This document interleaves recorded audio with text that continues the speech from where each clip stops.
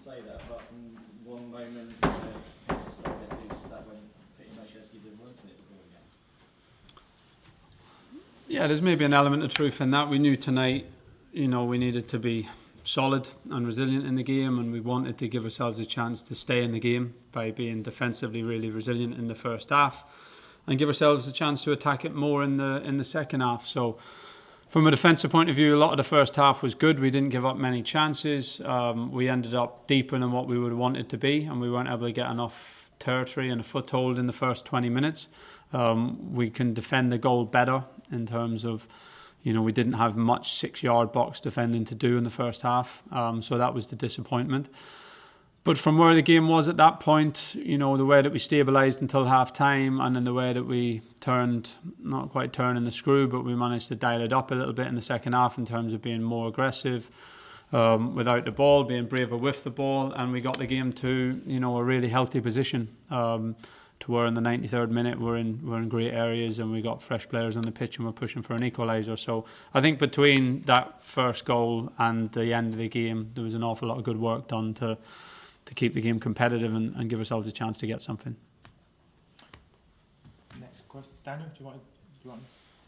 Sure. Yeah, Kieran. On the game itself, I mean, in terms of being braver on the ball, you have some really tough games coming up, Chelsea as well. The next one, City, Liverpool. So were there some really positive signs that you can take into those games against tough opposition? I think definitely in the second half, Arsenal are a very, very good side without the ball, both when they're pressing and when they're defending deep. And in the second half, we managed to play through the pressure and cut through the middle of the pitch a few times, which you don't see very often against Arsenal. So we got to really good positions there, and in their half, we managed to get some really good situations as well, where we got between the lines and we got wingers in 1v1 situations, and we weren't able to find the quality that we needed to create a big chance. But I think how we went about it and how we managed to play through them at times and work the ball well in their half in a very difficult stadium and team to do it against, I think there's positives from that. The fourth row. Just ask, most teams come here and have to do a lot of preparation for Bukayo Saka, who's obviously out for some time. Can you explain sort of tactically how different a prospect it is facing a team like Arsenal when they've got someone like Martinelli, a right-footed player on the right wing, compared to Saka, who provides quite a different threat, being a left-footed right wing? Yeah, I think it is different. There's, having a left footer on the right side opens up a lot of different angles when you come inside the pitch, opens up the in-swinging crosses and different passes into the box. They still have that threat, Arsenal, to be honest, with Odegaard. So it's not like they have two right footers on the side. They still have Odegaard, who drops to the touchline a lot. So they still have that in-swinging cross threat, that reverse pass threat from the right-hand side. But yeah, Martinelli's obviously a more sort of linear runner in that position, and Saka has maybe the versatility to deal with both. So both very good players, and I thought Leaf in particular done a good job against Martinelli tonight. Would you have set up differently if say Saka hadn't been injured? No. Alex. Yeah. Kieran, you spoke about kind of in the latter stages, getting into the right areas. Did you feel like there were times where you were just wanting the team to take a shot? Because it felt like you were getting there, potentially just kind of passing around into the box, and there was that need to potentially try and test the goalkeeper? Yeah, I think we missed some moments in the second half. Not necessarily just a shot, might be a cross, but I think we missed some moments to really take the initiative and to go and try and do an impactful action to win the game. Now, look, Arsenal got some of the best defenders in the world and a very, very good team defending in the low block. And we did some good things, but there was a few situations where I think, we can be a little bit more decisive to go and try and make the moment. Broadhead's a good player in those moments. He's had a few cameos over at Lively. There's another one where he really impressed. Yeah, he did. Yeah, full credit to him. It's obviously been a bit of a slow burner for him coming into the season with a big injury in pre-season, but he's getting more regular minutes at the moment. And every time he comes off the bench, he's pretty much every time having a positive impact. So it's still another step to start a game and the intensity what there is at the start of a game. But he's working towards that, and I think every time he's coming on in different game states, he's having a good impact at the moment. Calvin as well, obviously had to come in and fill the gap with Sam Morsey not in the team. Hasn't played that many regular minutes recently, but looked pretty sharp when he was there.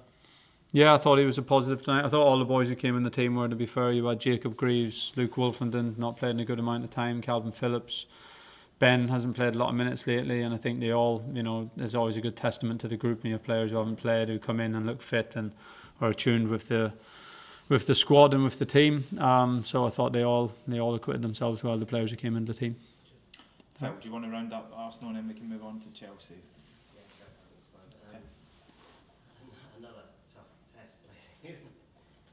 Yeah, but a great game. Look, it's these tough tests. We can't, let's get it right. Coming to the Emirates Stadium to play against Arsenal on Christmas is a positive. It's not something to fear. It's not something to feel hesitant about or to anything other than feel excited about. And Chelsea at home is the same. We know they're top side, having a very good season, but it's the challenges that we want. So last home game of 2024. Let's go and give it everything we got.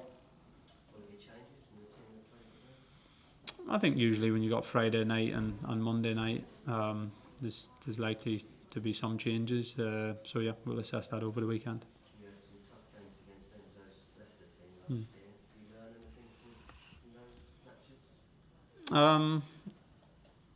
No, I don't think I learned anything that I wouldn't learn from watching Chelsea now, really. A lot of the structures in possession in particular are the same. But of course now he's working with a completely, Leicester had very good players as well, but with a different calibre of player, which makes it even bigger a challenge. Daniel. Just wondering your thoughts on how he's adapted to life in the Premier League as well from his time at Leicester. And I know you said that the patterns are similar, but just generally, how do you think he's adapted to life at Chelsea? Without seeing the insides of it, seems to have done very, very well. They've, I think, of course, went about it a little bit differently, but they've recruited some fantastic players for quite a few transfer windows now, some fantastic young players, and seem to have, really found their way with that. And Enzo's done a really good job coaching them and getting them into the structure that he likes, and turning them into a good team. I have to say, to be fair, the second half of last season, Maurizio had really good results there as well, and you could see the talent that was there. You could see the talent was coming through, and they had really good results in the second half of last season. But I think Enzo's taken that on to another level this year, and he's seems to have settled in very well. I know you'll be firmly focused on Ipswich. Do you see Chelsea as potential title challengers, because they have started this season perhaps surprisingly well to a lot of people? I think the manager says no, I think, doesn't he? So he's in a better position to judge than me. Liverpool are obviously in incredible form, but they're certainly one of the best teams in the league. So I guess they'll make their judgments on that, and time will tell in the end. Thank you. Thank you, everyone. Oh, you got one? Sorry. It's all right. No problem.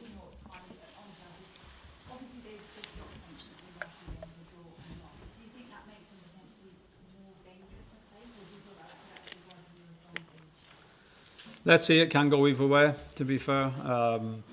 There's no doubt they've got a lot of good players in the squad. They've got the ability to rotate and keep the level of the team extremely high. They've got an extra day to prepare, and I'm sure they've been frustrated with the result against Fulham, so I'm sure they're going to be really hungry to get 3 points on Monday night. But we got to make sure that we match that and make it as competitive as we can. And finally, obviously you mentioned it's the final game of 2024 at home, but do you feel that the will to want to get that first win at home is adding pressure? Could it add pressure? Do you feel that they should play without any pressure, just enjoy that moment?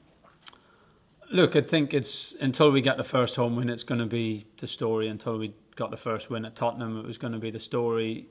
If I know the margins in the Leicester game, in Bournemouth game, and other games we had, and we would have the first win, and it wouldn't be a story. Our world wouldn't be that different. We'd still have a lot to do to make it a very successful season. We weren't happy with the last game out against Newcastle. We came up a really good side and we fell short.